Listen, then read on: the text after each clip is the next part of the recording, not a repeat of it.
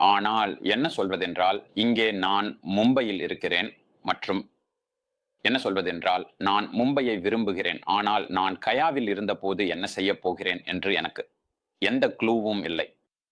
ஆனால் நான் ஒரு சீன உணவகத்துக்கு நடந்து சென்றேன். அது இப்போது இல்லை. கொலாபாவில் உள்ள ஹை உணவகம். அப்போது ஒரு மனிதர், அவரது மனைவி மற்றும் மகன் வெளியே வந்தனர். மற்றும் நான் செய்யும் ஒரே விஷயம் என்னவென்றால், அவரிடம் இது ஒரு நல்ல உணவகமா என்று கேட்கிறேன். நான் மற்றொரு விதேசி நண்பர் ராபர்ட் என்பவருடன் பயணம் செய்தேன். மற்றும் அவர் சொன்னார், ஆம், இது ஒரு நல்ல உணவகம். அவர் சில பணத்தை எடுத்து அதை எனக்கு கொடுத்தார். அவர் சொன்னார், இன்று இரவு இங்கே சாப்பிடுங்கள், நாளை எங்களுடன் சாப்பிட வாருங்கள். சரி.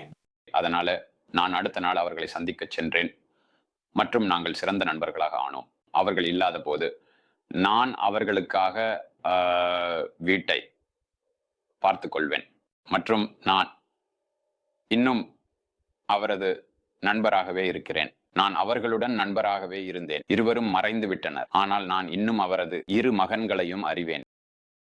ஆனால் அவர்கள் சொன்னார்கள், நீங்கள் அறிந்தபடி இந்தியாவில் நீங்கள் என்ன செய்கிறீர்கள்? நான் சொன்னேன், அரே, நான் ஆயுர்வேதம் படிக்க விரும்புகிறேன். ஆனால் அதை எப்படி செய்வேன் என்று தெரியவில்லை. அவர்கள் சொன்னார்கள். மற்றும் திரு டாஃப்டரி சொன்னார், நான் உண்மையில் ஆயுர்வேதம் பற்றி அதிகம் அறியவில்லை.